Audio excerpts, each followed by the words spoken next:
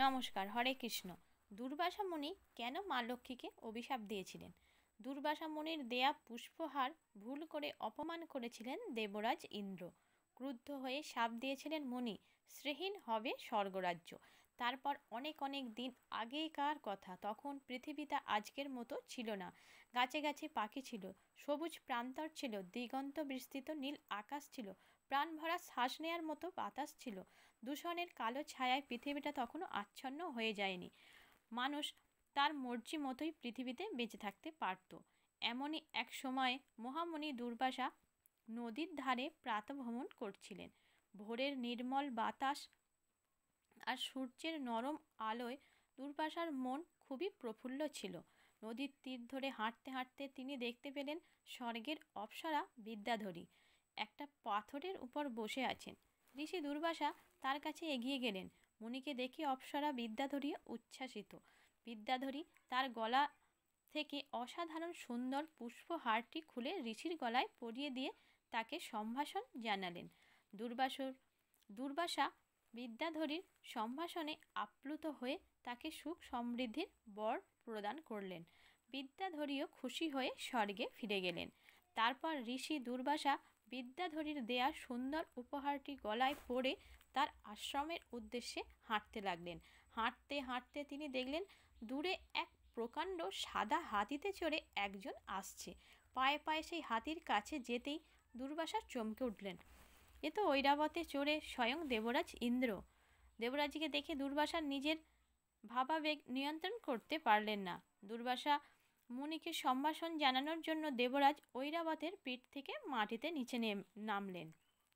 দেবরাজের ব্যবহারে আপ্লুত ঋষি দুর্বাসা নিজের গলা থেকে সুন্দর পুষ্পহারটি খুলে দেবরাজের গলায় পরিয়ে দিলেন। দেবরাজও ঋষির ব্যবহারে খুব খুশি।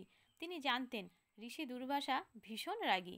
তার রসানলে পড়ে অনেক দেবতা, অপ্সরা, মানুষ অভিশপ্ত হয়ে ভীষণ কষ্ট ভোগ করছে। দেবরাজ ঋষির সঙ্গে কুশল বিনিময় করে আবার ঐরাবতে উঠে স্বর্গের উদ্দেশ্যে রওনা দিলেন। কিন্তু সমস্যা হলো ওই পুষ্পহারটিকে নিয়ে। ঋষি হারটি তার গলায় পরিয়ে দেওয়ার পর দেবরাজ সেটিকে গলা থেকে খুলে ঐরাবতের মাথায় রেখেছিলেন। তারপর ঋষির সঙ্গে কথা বলতে বলতে যখন তিনি ঐরাবতে উঠেছিলেন, তখন সেই হারটির কথা তার আর মনে ছিল না। তো ফলে সকলের অলক্ষ্যে সেটি ঐরাবতের মাথা থেকে মাটিতে পড়ে যায়। ঐরাবত সেই হারটিকে খেয়াল করেননি। দেবরাজকে পিঠে নিয়ে যাওয়ার সময় ওই পুষ্পহারটিতে পা দিয়ে মারিয়ে স্বর্গের দিকে হাঁটতে থাকে। ব্যাস, চোখের সামনে এই ঘটনা থেকে ঋষি দুর্বাসা প্রচণ্ড রেগে গেলেন। ক্রোধে অন্ধ হয়ে তিনি দেবরাজকে অভিশাপ দিলেন। বড় অদ্ভুত সেই অভিশাপ। চিৎকার করে তিনি বললেন, শোনো দেবরাজ, নিজের আড়ম্বর অহংকার তুমি আমার দেয়া উপহারকে যেভাবে কলঙ্কিত করলে, সেভাবেই কলঙ্কিত হবে তোমার রাজত্ব। এই মুহূর্ত থেকে স্বর্গ লক্ষ্মী ছাড়া হবে। দুর্বাসা মুনির অভিশাপ অক্ষরে অক্ষরে ফলে গেল। স্বর্গ থেকে লক্ষ্মী চলে গেল সমুদ্রের অতল গহ্বরে। মুহূর্তের মধ্যে স্বর্গ লক্ষ্মী ছাড়া হলো। চারিদিকে শ্রীহীন হয়ে ছন্নছাড়া হয়ে গেল। হারিয়ে গেল তার উজ্জ্বলতা, সুখ, সমৃদ্ধি। দেবতারা চিন্তায় পড়ে গেলেন। দেবরাজকে সঙ্গে নিয়ে তারা বিষ্ণুর শরণাপন্ন হলেন।